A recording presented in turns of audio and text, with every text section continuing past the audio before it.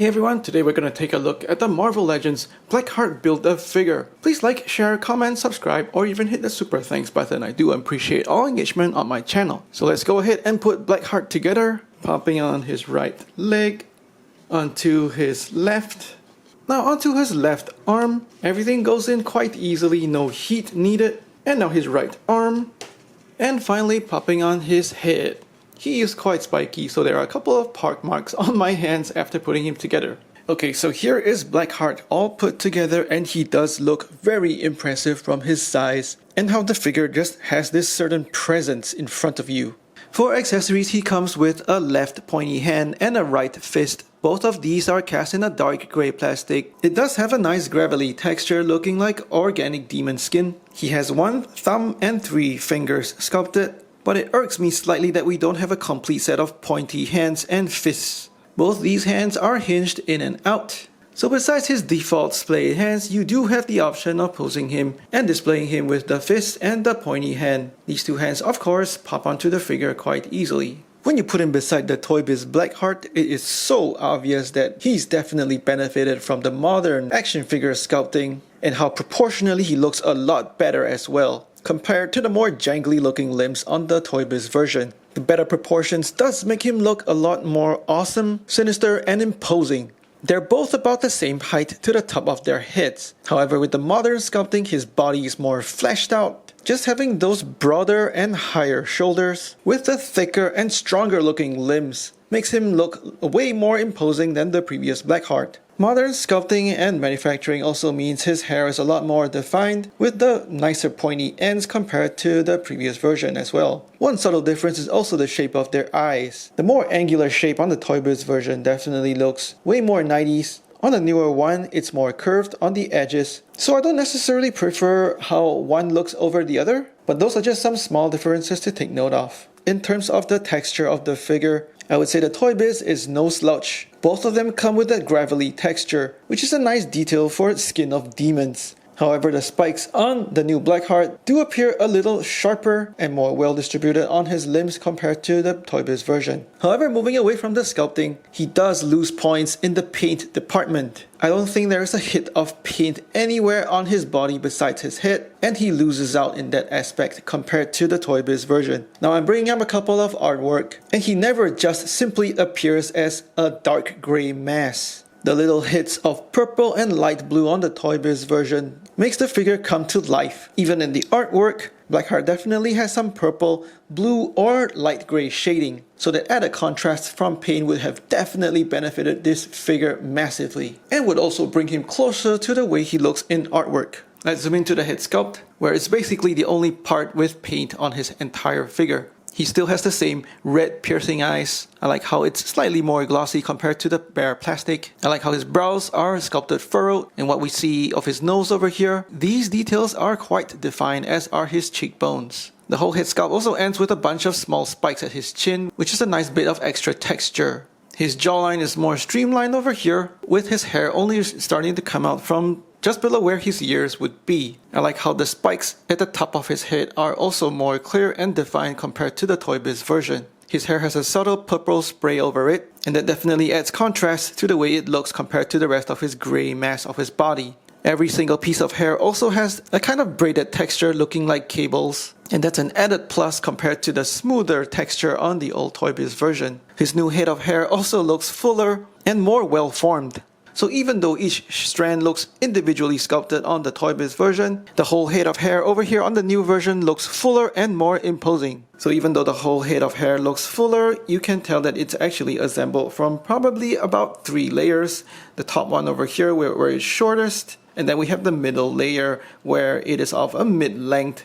And finally the bottom layer over here, which is a thicker piece of plastic, having more hair sculpted together, but with less definition in each individual strand. The gravelly texture and spikes are present all over the rest of his body, which is all cast from the dark grey plastic. There's nice muscle definition sculpted on his torso as well, and that follows all the way onto his arms, as well as his legs. The pins at his elbows and his knees are all concealed, and it's good work that all the textures and spikes are also consistent on his legs as well. And he's got 3 toes on his digitigrade feet, sculpted as he's walking on his toes. Besides the lack of shading, Hasbro could have definitely tried to paint his claws, and that would have been a nicer added detail to break up all that dark grey plastic. On the back of the figure, we see the same muscle definition on the dark grey plastic, with the textures and spikes also coming all the way down to his tail. His tail is attached and sculpted, coming out at a more natural angle from his body compared to the Toy Biz one, which just sticks right out. And because of the digitigrade feet, there's really only one way to bend his tail downwards to get him to be balanced. But on the new Blackheart,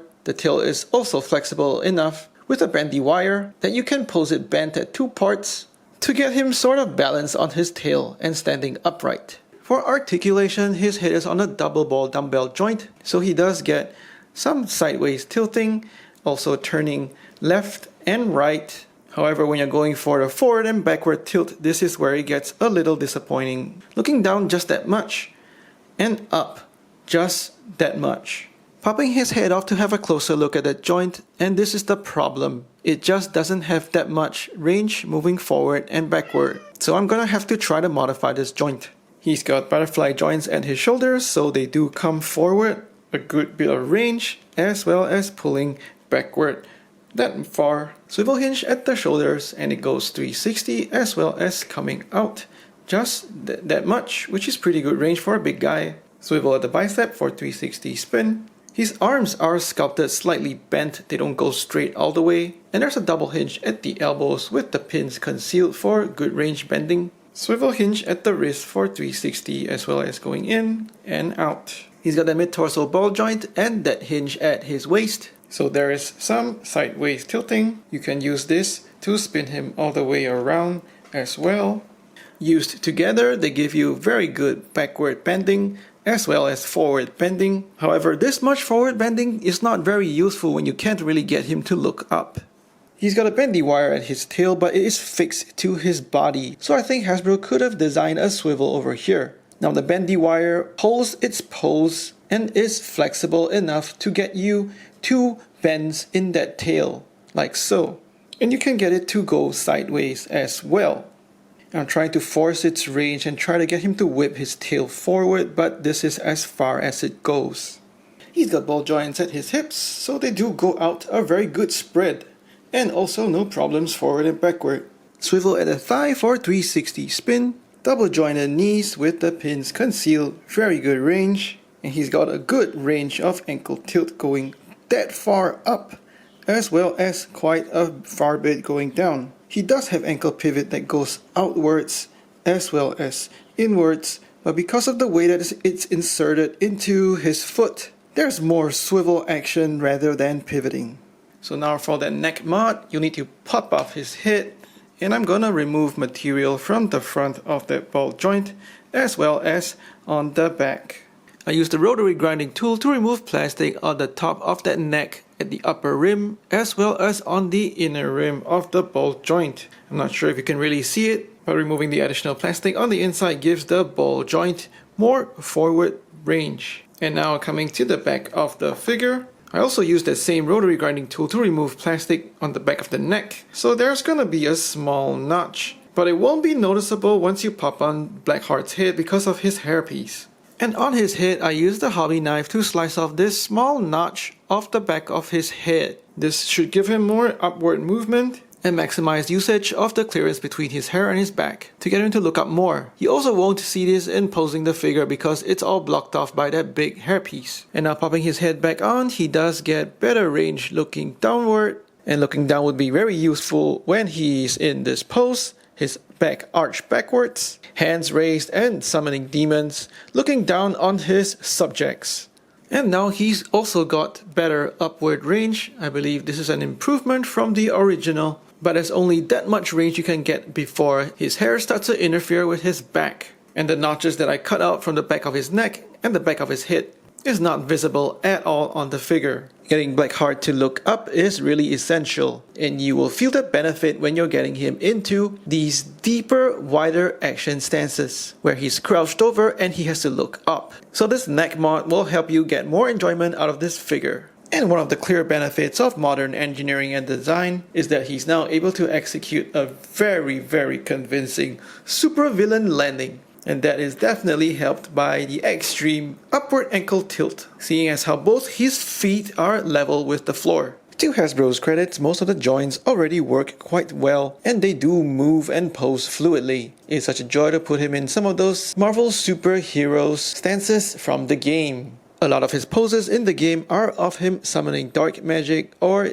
smaller demonic beings, so those butterfly joints and the very well articulated arms do help in getting him into these simple, albeit very natural looking poses. And I see some online chatter about people not wanting to pick up the entire wave to build Blackheart, instead just getting the head and then customizing one of these Venom bodies. So I'm just going to show you a quick head swap. So the Blackheart head does pop onto this figure just fine. It looks a little big but still kind of proportional because he's got a more chunky aesthetic. But knowing that we have to build a figure of this height, having this head on this body just feels a little short. Blackheart's head also pops on just fine onto the King in Black Venom. This body is also rather similar to the movie Venom body. So if you can find a tail for this figure, this body could be a suitable candidate for your custom. But of course you would also need to paint him up, because Blackheart really is a very dark grey, while all the Venom figures are all black.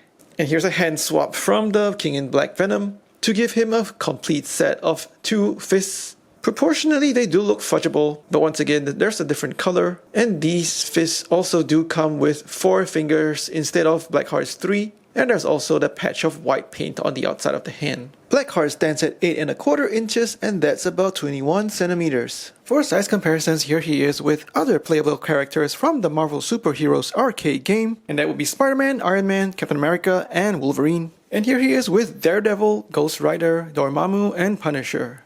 And for comparisons with other lines, here he is with G.I. Joe Classified series. Could this be the builder figure of the year? If Hasbro were to have given him proper paint, shading, and complete set of alternate hands, he sure could be the figure of the year. Is he worth the excitement and anticipation? He sure is. He's really fun to pose in hand, and the neck mod makes him even more enjoyable. Now to get rid of the other figures in the wave. Haha! Please like and share this video, let me know what you think in the comments below, subscribe to my channel, or hit the super thanks button. Thanks for watching, take care, and stay safe.